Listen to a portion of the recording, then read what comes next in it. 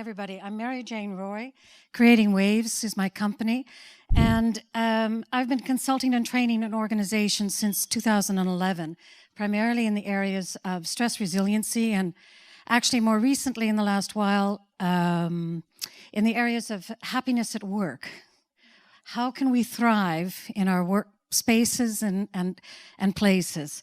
So I'm going to be 65 this year. I've just started this business since 2011. And so if you want to know what I did for the rest of the 38 years of my working career, that's a conversation for over lunch, all right? And two things that I'd like to mention as I introduce myself now, and we'll be introducing the panel as they come up. But one thing that's really close to my heart is the Bridge to Hope Foundation. I've been supporting that since 2012, and we support women here in the Netherlands who have been sex trafficked. So if you have a few extra cents in your pocket and you can support by donating, it's welcome, because these are undocumented women, so we don't come easily on-marking for, somebody help me, eligible, thank you. Yeah, for funding, for grants. So anything you can do to help is great. And it's part, I think, when I hear Odea's conversation about the UN and what they are doing. And then the other thing that's important to know in context of this particular summit is that I've also been an executive board member for PWN, Professional Women's Network, for the past 3 years. I've been a member for 10. And so the topic of gender balanced leadership is really, again, also one that's close to my heart and something that may be interesting, and based on what Chantal, I think, was just mentioning, is this year our members voted, because we're an association, the members voted to allow men to become members. We're a 35-year-old network. This year we'll have our first men. All right, so, okay, now the topic. Yeah, the future of leadership is human. How to lead with soul and purpose. And Emmy, you stole my words. I was stealing yours from yesterday. I wanted to impress upon everyone, because we so often make the mistake of putting leadership onto the leaders in a leadership role when we are all personal leaders. And again, if we don't and lead ourselves well, there's no way that we can possibly lead others. So this is for all of you. This session is for all of us, okay? And when I looked at the description, and if you see it in your the agendas, there's 6 topics: leading with purpose and soul, developing a mind, body, spirit consciousness, connecting your work to your values, managing all that's important while contributing to an equitable world, what we were just talking about, so work-life integration with purpose, mindfulness at work, mental health, getting rid of the mask. And I thought, gosh, this could be 6 different panels. So I'm going to do my best to try and cover these with the questions that I ask our panelists. And I'm going to invite Emily Hodge up to the stage. And Emily is the owner. She's from the UK. She flew in late yesterday afternoon. She's the owner of Gentle and Successful Leadership Coach. She has a beautiful story, and she's going to share that with you. So Emily, welcome. Come on up on the stage.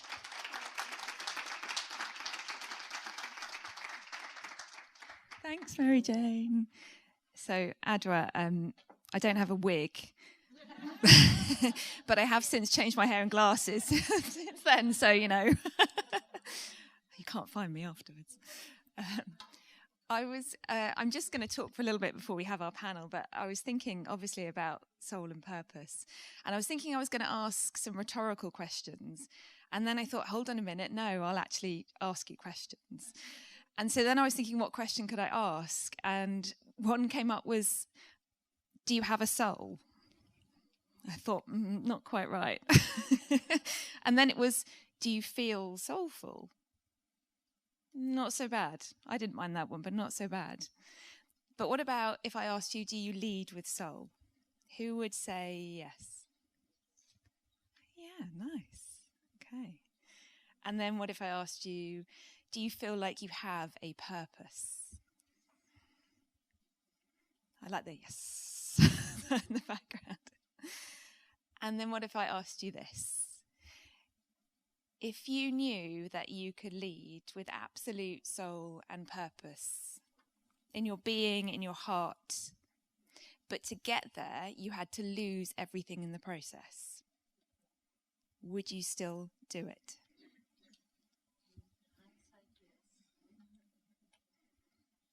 Lovely. So I'm Emily, and I'm a psychologist and mindset coach, and I help women in their businesses to feel amazing, to make great decisions, but do it with more gentleness so they don't burn themselves out and feel so stressed, and to have success and impact that they really, really deserve. And not just they, we, me, you, us, all of us. So is that my purpose? Is that what I'm here for? I don't know. I've told you that. Do I feel it? Do I seem like I have it? Maybe, maybe not. But I'd like to share with you 5 things that I think are really vital to leading with soul and purpose. And the first one is really relevant to the other topics that Mary Jane mentioned. And I forgot there were about 10 in this whole talk. I'm like, oh my God, that's too many. The first one is authenticity. There is actually a LinkedIn person called Authentic Emily. And I was like, damn, that's quite a good name. But I like my brand name, so I'm keeping that. But I suppose I am slightly Authentic Emily because I do like to share. And I do think that since I've shared more and more and more about my own story, but the learning of that story, it's enabled people to share back. And they've been given a safe space to be vulnerable and to be open and to be honest about what they're experiencing and feeling. So I think authenticity is an absolute game changer to leading with soul and purpose. And not just, I'm going to be authentic now, so I'm going to share with you all my secrets because I think I have to. And not, on my 3rd day of my Instagram post, I'm meant to be authentic, what shall I write? More, I genuinely want to tell you that right now I'm quite nervous, but that's okay. I genuinely want to tell you some of the things that have happened because I think they are relevant to you, even though they're my story. So the second thing that I think is really important to leading with soul and purpose is openness. A little bit different to authenticity, but not dissimilar. But openness to the world around us, to experiencing things, to feeling judgment, to having judgments and checking yourself out with them. Openness to being willing to be flexible. And I've learned from personal experience that flexibility is really, really important. And I couldn't have had that unless I was open to the world around me. The third thing is to have acceptance.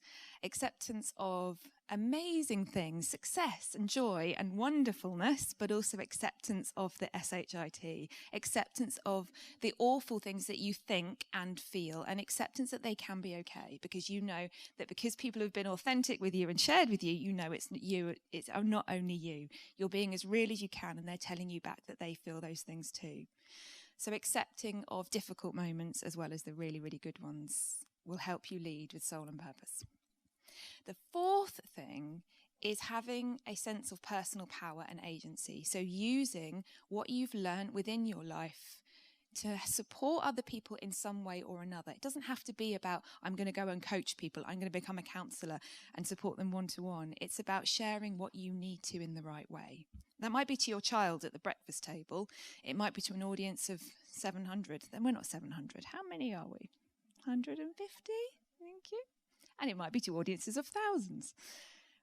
Having a sense of personal power will allow you to stand up and rise and lead, because we have to have it first, don't we?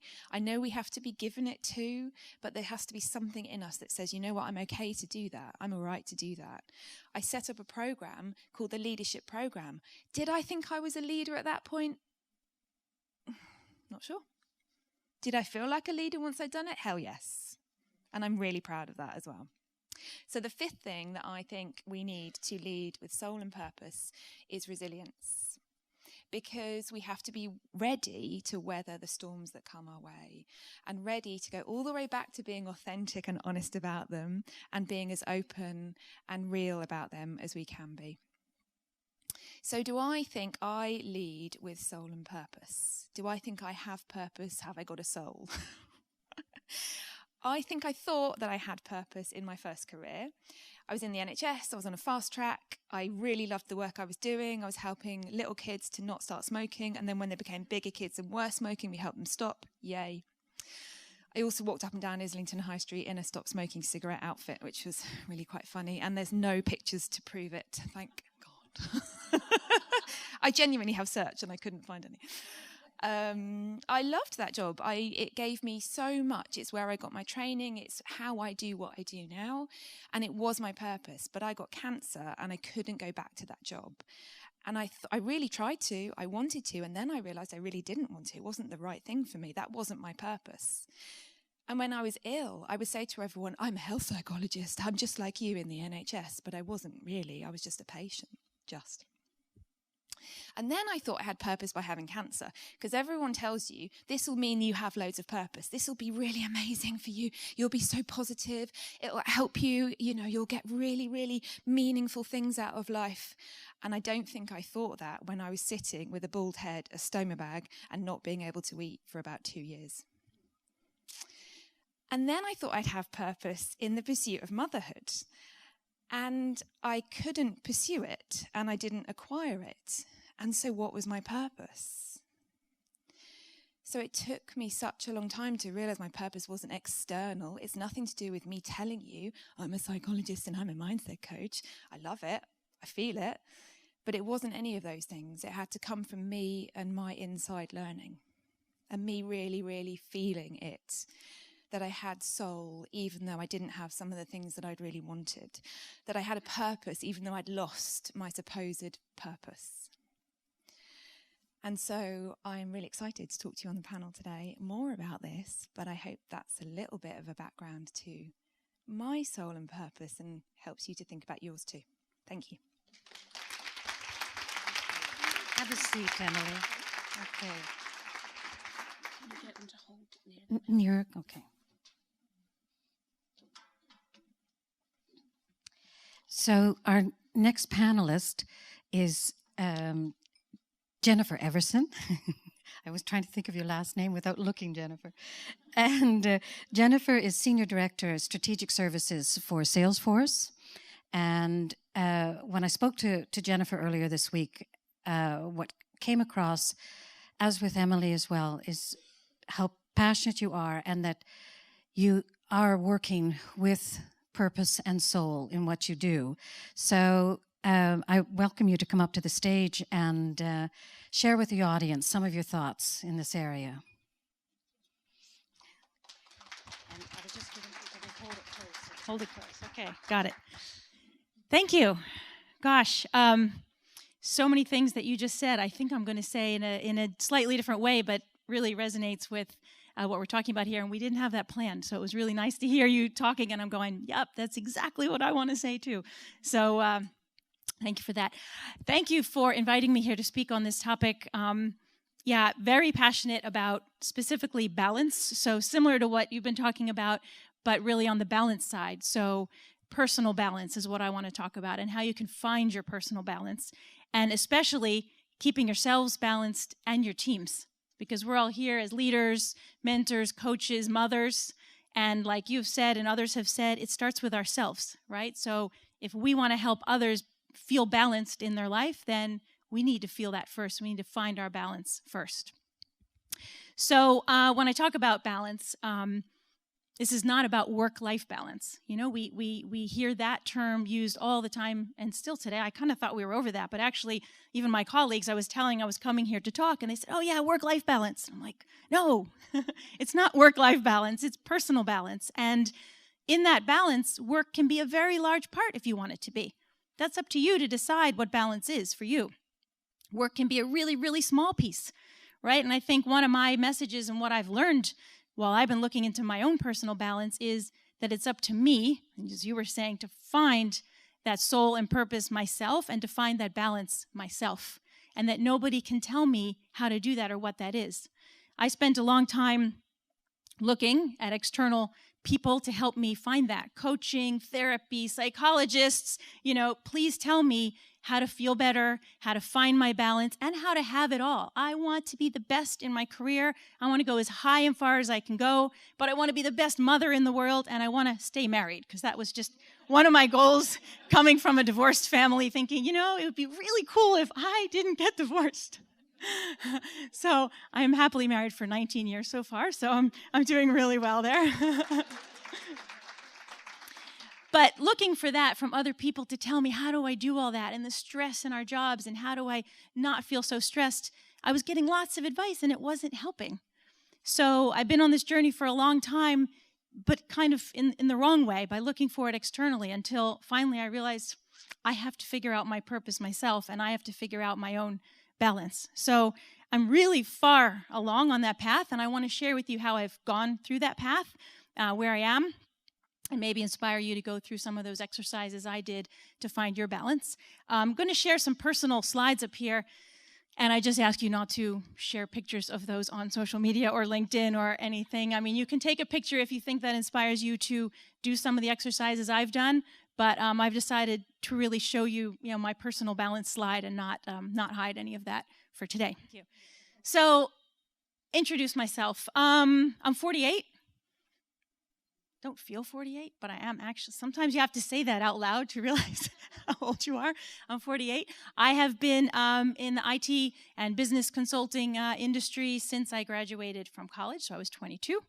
And I moved to the Netherlands 24 years ago. So I sound American because I am American. I do speak Dutch. That's my surprise, my hidden surprise. Clients love it when suddenly I speak Dutch to them. But I've been here 24 years. I came over as an expat and just never went home. Met my husband and built my life here in this wonderful, very balanced country, if you compare it to at least the States where I grew up. So I had to really learn to shift and find my balance, because where I came from and in my growing up, it was all about work, really, and it was all about achievements and hard work, which I'm still doing now, but I've learned to actually go on vacation and enjoy other things outside of work, which took me years to figure out.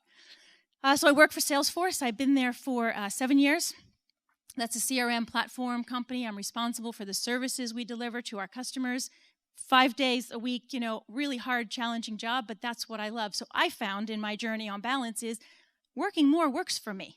I don't need to work less, as coaches would say to me in career coaching. Well, maybe you shouldn't be so ambitious, and maybe you should tone it down a little. You're really stressed. Maybe you should work less. I'm like, no, maybe I am stressed, but I want to work. So I had to find a way to work 5 days a week in a really challenging job and not feel so much of the stress on my shoulders. So one of the things in these exercises I'm going to show you, we actually do at Salesforce. So I want to share with you, we make slides like this and we share them with our colleagues, with our teams, and you see it opens up a whole other authentic conversation with your colleagues. So introducing myself in this way, and I urge you to think about making a slide like this for yourself. What makes you feel balanced and proud? What pictures would you choose out of the thousands that you have, I'm sure, on your phone? Which ones would you choose to put up there to represent yourself? And everybody will do this very differently. I've chosen some work pictures because I'm really proud of my job. I love speaking at our conferences at work. But I have my wedding picture there, pretty prominent in the middle. Pictures of my children, of our vacations together, our recent vacation in Bali. I have my word cloud where I really sat and thought about what would I put in my word cloud. And health came out as number one, family, fun. I don't see love on there. Love should be on there. But anyway, there wasn't enough room, I guess, for everything. You had to choose. Work in progress. Yes. And in the middle there is my daughter with my grandmother. So she's 99 this year. She lives in the U.S. My daughter lives here. So having them come together. Oh, now I'm going to get emotional. Where's Teresa?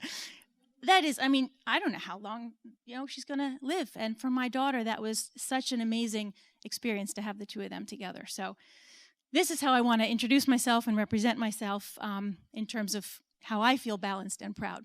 Next slide. The other exercise that we do at Salesforce is we create personal plans. And we share these with each other. Yes, thank you. This is not a career plan. This is a personal plan that goes way beyond career planning. If you look, career is only one quad out of the 4 quads on this slide, right? So what do you want to do in your career is really important. But what else do you want to do in your life to keep you balanced? And so this is a very hard exercise. We've asked everybody in the company to do it, and not everybody has yet because it takes thinking time to do it. As you talked about purpose, figuring out your purpose, figuring out what you want as your well-being goals. Finance, we've been talking about that today, which is a hard topic to talk about, as we all said. Imagine you're presenting this to colleagues up the chain, down the chain, and to your teams, but also, higher up VPs presenting that to the whole EMEA team, how they would feel about, let me talk about finance and what my financial goals are. Having this and having done this, which is iterative, I'm allowed to change this whenever I want, of course, because it's my personal plan. But having this in place really allows me to check and balance myself. If I'm doing really, really, really well in my career, and even better than I set my goals to be, but I have no time for my well-being, no time to see my kids because my career's thriving, then I'm not balanced because I've set all these goals for myself. So it's a great exercise to then check if you're really doing everything to keep yourself in balance.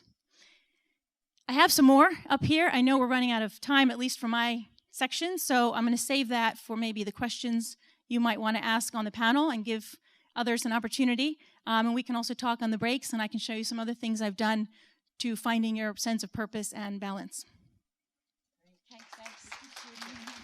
Thank you, Jennifer. Do you want to keep it in case there might be a slide that, okay.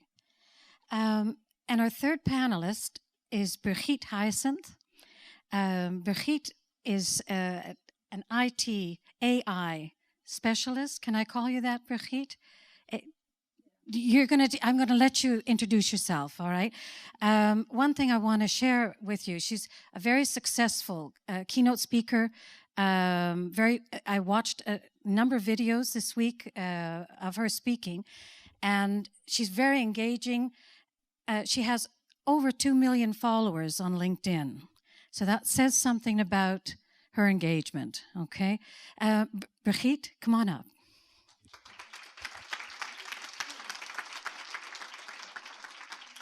If you have a seat.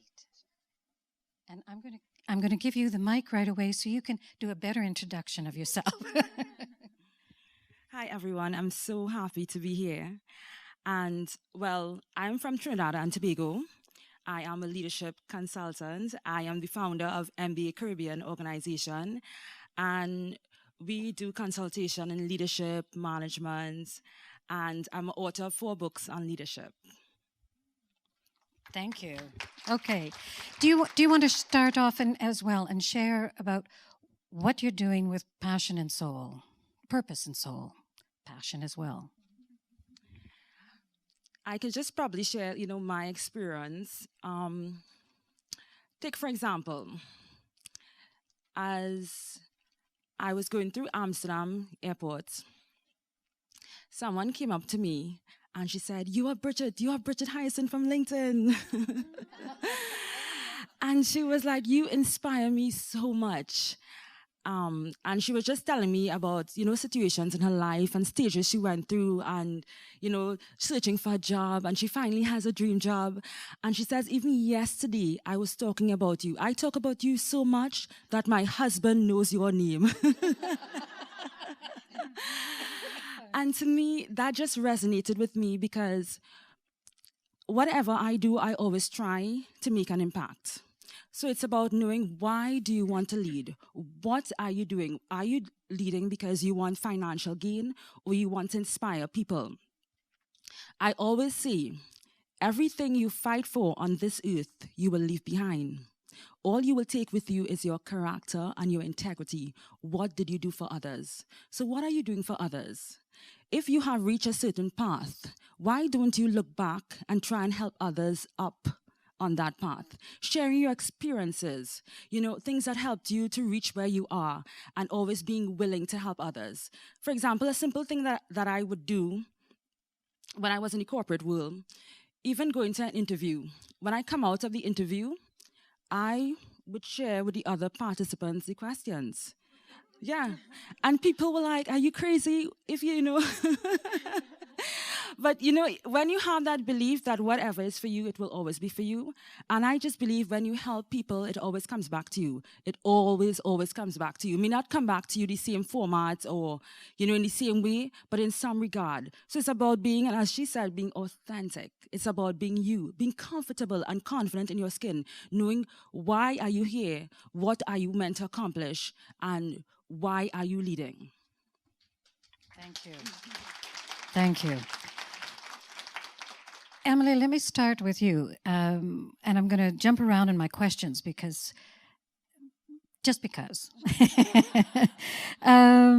Talking about authentic, because Brigitte just mentioned that as well. Why is it important? We've got an extra mic. Maybe you could grab it. Why is it important for us to be able to show up fully who we are as we are? Let me rephrase it. What are the consequences if we don't? It's a great question. Is that working? I think if we don't show up authentically, two things happen.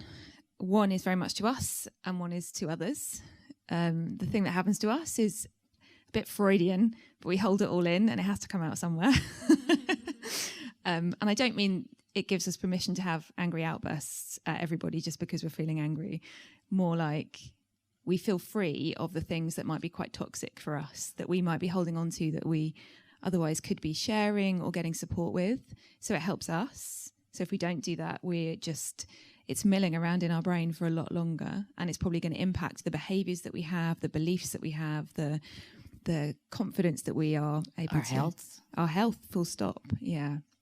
And then for others, it's not so good for others because we're then always putting up a mask, or they are also seeing a mask, and they're believing that that's how they have to be as well. I mean, lots of us we talked about LinkedIn earlier. I work a lot on social media, so that's like the most amazing mask you could probably have, isn't it? And whenever I share anything on social media, it's always usually quite real. I've shared quite a bit about my experiences on social media, and if I ever do like a post, someone will say to me, "Oh, that was so good. It was really brave." I'm like, "Oh God, did I go too far? Was that too far?" So I just think if others don't see that, if others don't witness it, they don't feel like they have permission to do it themselves. Now, you could say, what gave me permission? But other people doing it gave me permission. So the two things are us internally and others in how they feel and perceive their world, if we're not authentic. Thank you. Jennifer, have you had in your career, because you've been Salesforce for 7 years, and you love what you're doing there, et cetera, but have you had a time in your career where you felt you were not being authentic to who you really are? Yeah, probably the first more than half of my career. Yeah. And that also, the whole conversation of diversity and men and women, and for me, this is really a new conversation in the last few years. I studied computer science. It was all with guys, you know, all my jobs have been working with men. My customers are all men. I didn't see there was an issue, right? Because I was just used to that forum. I was not aware of the issue because it was working for me. But what was I doing? I was probably, you know, fitting into that world, not being myself. I couldn't cry at work because men don't cry, right? And now we have more women around us. And guess what? Women, adult women, cry when something's wrong. And I learned that it's the same emotion as a man. When a man is angry and has a fight with you, I've had fights at the coffee machine, you know, he's angry like this, and I want to burst into tears. And we're just both angry, but women cry. But I couldn't be like that until I was aware, and Salesforce has helped me because we do a lot around this topic, be aware that there even is an issue. I was really ashamed when I discovered the problem, and I realized, oh my gosh, I've been working all these years and never knew of the problem, so I wasn't helping to make it better. It's never too late, so now I am. But no, I don't think I was myself in many of those years because I wanted to be successful and do what it took to be successful, which meant fitting into that man's corporate world. And that's a shame. And now we get more women into the corporate world so we can, what they say, we can change the game once we're in there and have more women to influence the way that we're managing and leading. Thank you. Can I ask all of you out here in the audience, maybe with a show of hands, how many of you feel that you have shown up for work unauthentically at some point in your career? Yeah. And was it painful? Yeah. Yeah. Toxic. Yeah, sometimes. Yeah. We were looking at, the whole list that I read out earlier. One of the things I did want to touch upon, although it comes, the Dutch say zweverig, and I think airy-fairy, or someone told me yesterday spacey, but mind, body, spirit connection. And I think, maybe we'd be preaching to the choir, but I think it's really important to touch upon. So, Brigitte, in your work life, in your personal life, how do you achieve a centeredness, a balance? Yeah. I think it's about knowing who you are. I just have to run quickly on the question she was asked about being authentic. And last night, while we were at the dinner, I was talking to some of the girls about authenticity on social media. So if you look at Instagram versus reality, it's two complete different things. So the thing about it, when people aren't authentic, they create this image of what you should achieve to be. So now you might want to post a picture and think, oh my gosh, I look fat, I look awful. So, and the thing about being authentic, when you just post that and you said, look at me, and people, just natural people, can relate. So when you be natural, people can relate. And that's for me how I have been able to build a social media presence. I'm just me. And I tell people, if you could realize that what you have is enough, your unique authentic brand is what appeals to people. So you might see someone is speaking this way as a speaker, and you might think, I need to be like that. I need to be like Tony Robbins and passionate. But that's not you. Maybe you're quiet and you read, but that's okay. What you have to offer is enough. So it's knowing who you are and being authentic. And being authentic is easy because you don't have to put on a mask. If you have to put on a mask every day, it's hard. It's hard. It's very and hard. Eventually, the mask falls off. Because I remember a particular manager I had, and he was really nice. And I thought he was a real funny person, down to earth. And one day, I worked late in the office. And he didn't realize I was there. And he was talking to a supervisor. And he was shouting at her. And the way he was talking about vacations and these employees shouldn't get that vacation day. And I was so shocked. At some point, if you're not authentic, it will be revealed. In moments, in unguarded moments, it will fall apart. And that's how with social media and all these politicians, when their emails are revealed, wow, you think that is the person? So I always say some recording or something will come up. So if you could just be real in all aspects of your life, you have nothing to hide. So if you go through my email or you go through something, I have nothing to be like, oh my gosh, I'm doing something, I'm not being honest, So it's just embracing yourself and just accepting who you are. And that gives you so much of power to do anything that you have to do. Once you could believe and have that confidence in yourself. So I kind of need to go back to the question. No, wait. I'm going to change we'll try to come back to that question. But you said something that I want to jump in on, and that is know yourself. Yes. And I really, really, really believe that most of us spend most of our lives on a treadmill, day in, day out, repeating the same things, doing the same things. So what does it take, and I'll start with you, and then we're going to go through with Jennifer and Emily as well, but what does it take to know yourself? What are some tips that you can give to the audience? Especially in these times that we are, I think it's kind of hard to actually know yourself. I was speaking to a group of students at a university, and I asked them, what is the worst thing that can happen? And they were like, if we don't have Wi-Fi.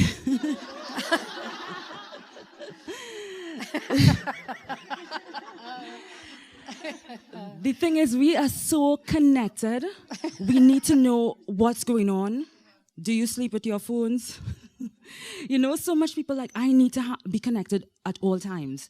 And if you could take that moment away to really disconnect sometimes. I take my social media purge sometimes. You have to have that because it's too much. It's too much information at all. And then you kind of lose your way. So it's taking time, and it could be any activities that you like to do. Whether for me it's prayer, it's meditation, it's nature, or some activity that you love to really find your balance. It's just getting away from everything, and it's important too. I always say some of the pills leaders should take is stillness. It's just, being still, because the hustle, the bustle, and electricity went, sometimes it goes well in the Caribbean, it goes often, And when the electricity goes, it's like you can hear the birds chirping. It's sad, right? That you have so many things on, you don't even appreciate what's around us. You can actually hear the birds, and then you have more conversations with people around. So it's really taking that time to disconnect and finding activities that makes you feel like you, whether spiritual or physical, exercising, and then knowing your values and then pursuing those values as well. At one point in my career, I resigned from my job. It was a toxic atmosphere. In the sense, it was not aligning with my values.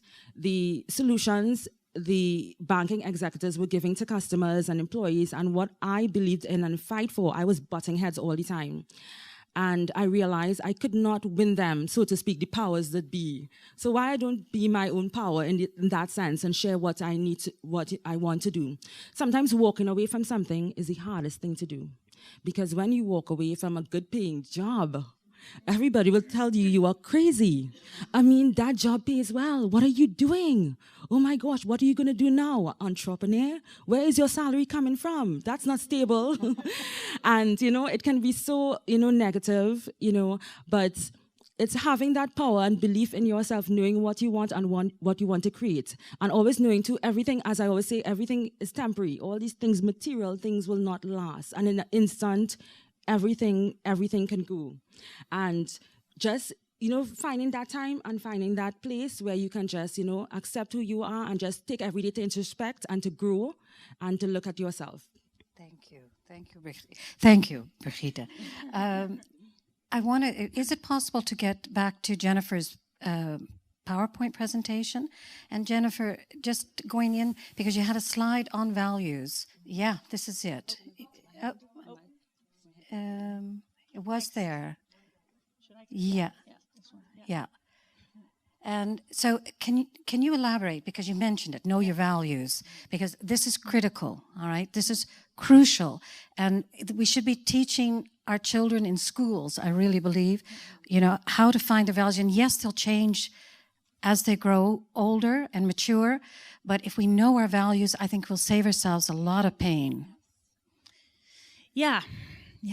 So here are a lot of values you could choose from. It's a really hard exercise, because when we're asked to choose your top 3, I can't pick top 3, top 5 even, it is important to go through that exercise and look at all the possible values and say, well, what would my top ones be? And again, it's iterative, so you can change that depending on where you are in your life. 5 years later, you have kids, whatever's happening, you can change. But it gives you that check and balance again to your personal plan. In, okay, am I doing in my job what's going to meet my values? Because a lot of times that's not the case. We have a job, we're doing well, but if I really think about it, am I meeting my sense of purpose and am I living to my values? Maybe not. And then maybe we shouldn't be doing that job because you're out of balance then. But how do you know that you're out of balance? That's, for me, that was the eye-opener. And it's really hard, right? Because it gets psychological and understanding yourself and learning about yourself and meditation, and it's hard. And I did something really simple. I analyzed, when I was having a stomach ache, why was I having a stomach ache? Why was I not sleeping one night? Because I was like, I love my job. Everything's great. Why am I not sleeping? And I'm waking up with a stomach ache. And often it was one little thing that was happening that week that was giving me a stomach ache. It was that meeting with that customer that I didn't want to go to. And I didn't know why, because I hadn't analyzed it. When I really made myself look at what's wrong with that particular, if I took that meeting away on Thursday, my whole week would be great. And then I also knew I was making a really big deal out of small things that were ruining my whole week. But I had to analyze that myself, because career coaches, they weren't getting that. They didn't understand that's what was going on in my head.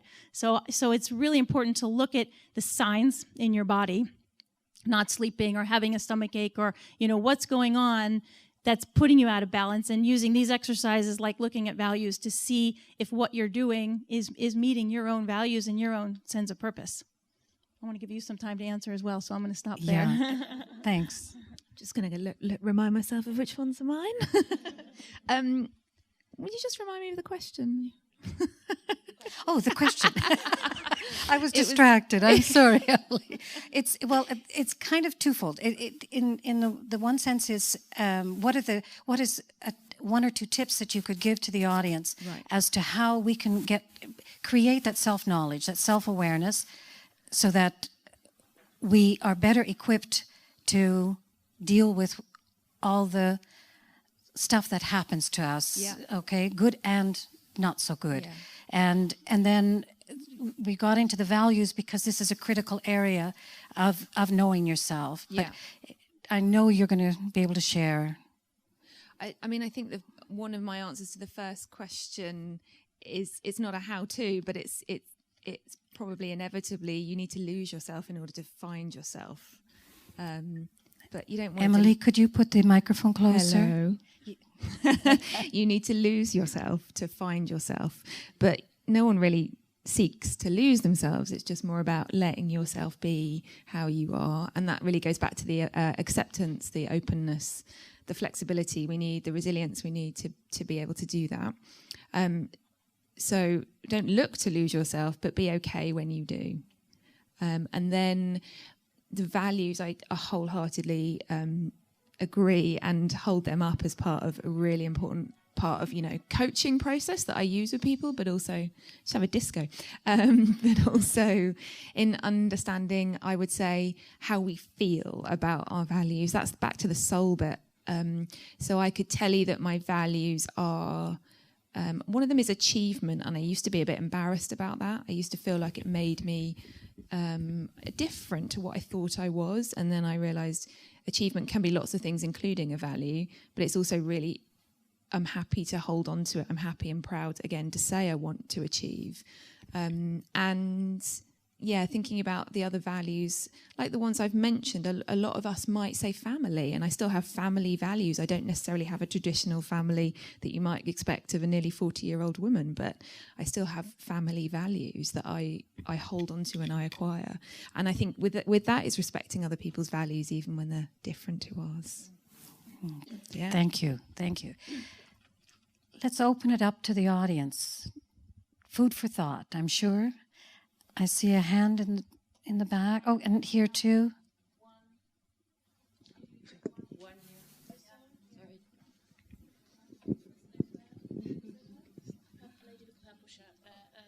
And also with the green sweater, in the back. Okay. Yes. Hello. My name is Julie, and I just first want to say, what an inspiring panel. I am a business owner, a small business owner of a women's wellness practice. And one of the things that I think we have to touch on with women in leadership is women's health, and you shared some great examples. I have a lot of clients in menopause, and I think this is a topic we really have to discuss with women in leadership. In fact, there was a thesis done by a student in Australia on women in leadership and menopause. And actually, sorry, I have a bit of a cold, so it's hard to talk. What she discovered was that 47% of all women had menopausal symptoms at a certain moment in their career, and that really affected their leadership role. The three main symptoms being hot flashes, cognitive changes, fatigue, brain fog. And this actually really affected the women's trajectory in their career, because a lot of the male-dominated colleagues saw this as a weakness. And I think this is something we really have to look at in the way that we move forward. And looking at, the mental health is really important, but also in the US by 2020, which is a few short weeks away, there will be 53 million women in menopause. That's a lot. And we have to look at how we can support women in the workplace, from small business owners up to leadership roles, just to open up that conversation of how we can support women in the physical health. Thank you. Well, actually, so in fact, is that something that you could say that you have experienced with your clients, or seeing changes in your workplace? I mean, you have your own business. Emily and Jennifer, you're working in more corporate. So do you see this as an issue? So I'll come back to the menopause bit, but yes, because if we think about supporting women from when they get into work, whatever that kind of work is, I was talking to a friend of mine who's developed an amazing app for women's health, mostly women's mental well-being, but it does cover sort of body health as well. And we were talking about period pants and how actually they're great, obviously, but the practicalities of using period pants are not yet there, because you can't walk into your shared office and start to use your period pants and clean them in the sink that some men have gone into. I mean, some people would say that some women don't necessarily want to say it, but there's a kind of conversation about what we do to open up the conversation about our bodies at work as well. And menopause, for sure, yeah. I'm really lucky to network, I guess, to talk in circles where we are starting to talk about it so much more, and to keep, I guess, banging the drum that I drummed earlier around. I think that I find it lovely that people can say that stuff, not just to me, but they feel safe to say it in a forum where other people have shared it too. And when I worked in corporate, I know one of the reasons actually why I ended up leaving corporate. So after the NHS, I worked in a couple of charities. And the reason why I left the second charity was because they didn't have toilet facilities that I could use, because I need disabled toilets. And so that was quite interesting. That's not me being a female, but that was me needing access to as a disability. So all of those are part of a conversation that, we need to be having. And another question? Yeah, I think just in the sake of time, because we'll get a couple of more questions. Because I think, Emily, you did address it well, and there's lots to say on the subject. So I have a question. My name is Steliana Economou. I'm the author of Mothers as Leaders book, and it's a question about authenticity. I struggle sometimes with comments as, you need to be authentic, mainly because I also see that we have different roles in our lives, and it's okay. So the question is, what have you learned about being yourself from your children, if you have children? I'm learning every day from my 4-year-old, playing back my behavior. So that's a question. I don't know, Brigitte. Yeah. Okay. Yeah. Wow, that's a really good one. Is this working? You can hear me? I'll just give a story instead of, a personal story along those lines. I don't know how many mothers, we don't talk about this a lot. I should talk to my friends about this, but I cry in front of my children just because I'm a crier, right? So I'm an emotional person. I'm very emotional. I mean, I cry at commercials, and all that stuff. But they've seen me upset about things, and actually my youngest one, who, nobody's recording this, right? She knows which buttons to press in me to make me emotional. And I actually, I get mad at her, but that doesn't help. Punish her, and that doesn't help. So I just be crying, like, why are you doing this to me? Why are you making me so angry and upset? And my husband's like, just ignore it. I'm like, I can't, and now she's older. She's 13, and it happened actually this summer. We had a little fight, and I ended up crying. The kid was fine. She doesn't care. I'm crying. And I had to, we made up. Everything was great. But I explained to her that it was triggering memories for me as a child with my mother. And I have a terrible relationship with my mother. And I want so badly to have this great relationship with my kids, which I do have, and I'm so glad I have. But when we have this friction, I get all worried that they're going to hate me and something's going to happen. And I explained that to her. I'm like, it's not about you. This wasn't that bad. I'm not crying because you really hurt me. This is about my past coming out. And I was like, should I be saying all this? I'm putting this all on my kids' shoulders. But it really helped. And so I think they really see complete openness from me. And I think, well, there's nothing wrong with it. Let them see me cry. Okay. Yeah. Another question. Good morning. My name is Veronika Brentova. I'm working in a consultancy and currently in the process of discovering my own values to start my own business, or how to start my own business. So the discussion very much resonated with me. And also it's indeed a process that iterates. And what I'm looking for, and also my question is to you, is well, let me start. Of course, you find your time to discuss, to look at your values. I do that, and I think about, okay, what is it really that's important for me? What are my goals for the next 3 months? Things change, and then I have my time. I open my notebook, and then how do you really actually start? So my question to you is, what are some of the practical exercises that you go through in order to stay connected to your values? And how do you iteratively determine that? What do you do? Thank you. Some practical things you can do. It's always I would say just have a review. It's just same with your job. Think about this as a personal review. So every couple of months, you sit down, where am I now? Where am I going? Am I in line with myself? So I think once you always do that, and you said you waited a long time, so when you actually go back to it, it's kind of like, what is this? So I think it could be something you do like weekly, whatever works for you. It's just everybody's stories and journeys are different. So whatever works for you, that is best. You can really take the time to introspect, yes, analyze, go through your list, and change as needed. It's okay to change. It's okay to change if something is not working for you. Sometimes when you change stuff, people think it's weakness. It's not always weakness. This is not working. I'm going to abandon it. And this is the way I'm going. You sure can. I have time for that. I just want to go back to the personal plan slide that I had. And we share that with colleagues, and that holds us accountable for. So everybody at work knows that I go to the gym on Friday mornings, and I have skipped my gym this morning for this. Because mornings work better for me, and I take work time to do it, and I felt really guilty in the beginning because I'm actually supposed to be working, but I'm actually at the gym. But I opened up, told my team, told my boss. Everybody said it was totally fine. And when I skip that, or when I'm not doing something in my personal plan that people know is in my plan, they help you by saying, hey, it's vacation, you're supposed to shut off. Hey, it's Friday, you're supposed to be at the gym. Like, sharing it with a colleague, so making that plan first, and then sharing it and holding, and then with your whole team even, holding each other accountable to meeting the goals you have in your plan. Well, we've come to an end for this panel, and I really want to thank all three of you. Inspiring, vulnerable. Thank you.